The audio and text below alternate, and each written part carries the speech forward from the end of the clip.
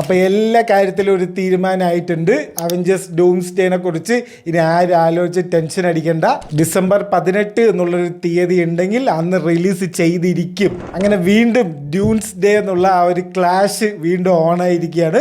ഡ്യൂണിൻ്റെ third പാർട്ടും Avengers ഡൂംസ്ഡേയും ഒരേ ദിവസം തന്നെ ഇറങ്ങുന്നതായിരിക്കും. സിനിമ കോൺ എന്ന് പറഞ്ഞിട്ടൊരു പരിപാടി നടത്തിയിട്ടുണ്ടായിരുന്നു. റൂസോ ബ്രദേഴ്സും RDJയും ക്രിസ് ഇവൻസും എല്ലാവരും പങ്കെടുത്ത വൻ പരിപാടിയായിരുന്നു. അപ്പോൾ അതിലാണ് എല്ലാ കാര്യങ്ങളും ഓരോ അപ്ഡേറ്റ്സും കാര്യങ്ങളൊക്കെ പുറത്ത് വിട്ടിട്ടുള്ളത്. അപ്പോൾ ഇതിനെക്കുറിച്ച് അറിയാത്തവർക്കാണ്, ഡ്യൂണിൻ്റെ തേർഡ് പാർട്ട് പ്രൊഡ്യൂസ് ചെയ്യുന്ന വാർണർ ബ്രോസ് ആണ്. അപ്പോൾ അവർ എന്ത് ചെയ്തിട്ടുണ്ടെന്ന് വെച്ച് കഴിഞ്ഞാൽ 3 ആഴ്ചയ്ക്ക് ഐമാക്സ് സ്ക്രീന് ബുക്ക് ചെയ്തിട്ടിരിക്കുകയാണ്. വേറെ ആർക്കും ഐമാക്സിൻ്റെ സ്ക്രീനിൽ പ്ലേ ചെയ്യാൻ പറ്റില്ല, സിനിമ ഓടിക്കാൻ പറ്റില്ല. അപ്പോൾ ഐമാക്സ് ഇല്ലെങ്കിൽ ഫസ്റ്റ് വീക്കിലെ ആ ഒരു കളക്ഷൻ അത് വല്ലാതെ ബാധിക്കും. കാരണം അറിയാലോ, ഐമാക്സിൻ്റെ റവന്യൂ എന്ന് പറയുന്നത് നല്ലൊരു ഷെയർ ഈ ഫസ്റ്റ് കളക്ഷനെ അത് വല്ലാണ്ട് ബാധിക്കും. അപ്പോൾ അതുകൊണ്ട് തന്നെ ഡിസ്നിക്കാരും മാർവലുകാരും കൂടെ ഐമാക്സ് സ്ക്രീന് കിട്ടാത്തതുകൊണ്ട് റിലീസ് പോസ്റ്റ്പോൺ ചെയ്യുന്നു, ഡ്യൂൺസ്ഡേ ഇനി ഇല്ല എന്നൊക്കെ പറഞ്ഞ് കുറേ റൂമേഴ്സ് വന്നിട്ടുണ്ടായിരുന്നു. 11 ഡിസംബർ 11 എന്തോ റിലീസ് ചെയ്യാൻ പോകണം എന്നൊക്കെ പറഞ്ഞിട്ട് സ്ട്രോങ് റൂമേഴ്സ് ഉണ്ടായിരുന്നു. നമ്മൾ തന്നെ ഇതിൽ വീഡിയോയും ചെയ്തിട്ടുണ്ട്. ഇവർ പേടിച്ച് ഓടിപ്പോയി എന്നൊക്കെ പറഞ്ഞിട്ട് സംഭവം ഉള്ളത് തന്നെയായിരുന്നു. പക്ഷെ തിരിച്ച് വന്നിട്ടുണ്ട്. അപ്പോൾ ഐമാക്സ് സ്ക്രീന് കിട്ടാത്തതുകൊണ്ട് ഇവർ എന്ത് ചെയ്തു എന്ന് ചോദിച്ചു കഴിഞ്ഞാൽ അവിടെയാണ് ഡിസ്നിക്കാരുടെ പുതിയൊരു അടവ്. അവർ തന്നെ ഒരു സംഭവം കണ്ടുപിടിച്ചിരിക്കുകയാണ്. ഇൻഫിനിറ്റി വിഷൻ എന്ന് പറഞ്ഞിട്ട് പുതിയൊരു സ്ക്രീന് വരുന്നതായിരിക്കും, ഒരു പ്രീമിയം സ്ക്രീന് ഐമാക്സിനെതിരെ.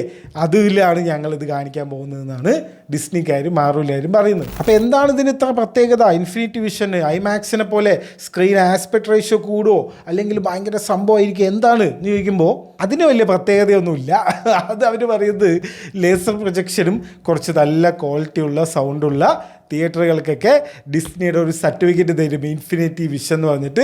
സിനിമ തുടങ്ങുമ്പോൾ അതിങ്ങനെ കാണിക്കുക, അല്ലാണ്ട് വേറെ പ്രത്യേകതയൊന്നുമില്ല, ക്വാളിറ്റിയൊക്കെ കുറവൻ്റെ ആയിരിക്കും എന്നാണ് അവർ പറയുന്നത്. ഈ മാർവലുകാർക്ക് ഈ ഐമാക്സിനെയൊക്കെ ഇത്ര പേടിക്കേണ്ട ആവശ്യമുണ്ടോ എന്നാണ് എനിക്ക് ചോദിക്കാനുള്ളത്. ഇത്ര വലിയ ഫ്രാഞ്ചൈസി, ഇത്ര വലിയ സിനിമ ഇറങ്ങുമ്പോൾ ഇത്രയൊക്കെ സംഭവം ഉണ്ടോ? ഇതിനുള്ള ഉത്തരം നിങ്ങൾക്ക് കിട്ടണമെങ്കിൽ ഡിസംബർ 18 കാത്തിരിക്കണം. അന്ന് ഇവിടെ ഒരു ജഗബോഗയായിരിക്കും. പിന്നെ വേറൊരു ഇമ്പോർട്ടൻ്റ് കാര്യം കൂടി അവർ പറഞ്ഞത്, ഈ അവഞ്ചേഴ്സിൻ്റെ എൻ ഗെയിം വീണ്ടും റിലീസ് ചെയ്യുന്നുണ്ട്. അതായിരിക്കും ഇൻഫിനിറ്റി വിഷനിൽ ആദ്യമായിട്ട് പ്ലേ ചെയ്യുന്ന സിനിമ എന്നാണ് അവർ പറയുന്നത്.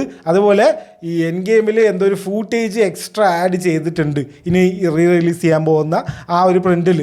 അപ്പോൾ അതും ഇനി വരാനുള്ള ഡൂംസ്ഡേയും തമ്മിൽ ഭയങ്കര ബന്ധമുണ്ട്. അപ്പോൾ നിങ്ങൾ എന്തായാലും അതും കൂടി കാണണം എന്നാണ് മാർവലുകാർ പറയുന്നത്. 40-40 സിനിമയും സീരീസും ഒക്കെ കണ്ടാലേ ഇത് മനസ്സിലാവുള്ളൂ. അതിൻ്റെ കൂടെ ഒരു സിനിമ ഒന്നുകൂടെ നിങ്ങൾക്ക് റീവാച്ച് ചെയ്യാനുള്ള ഒരു അവസരം കൂടി തരികയാണ്.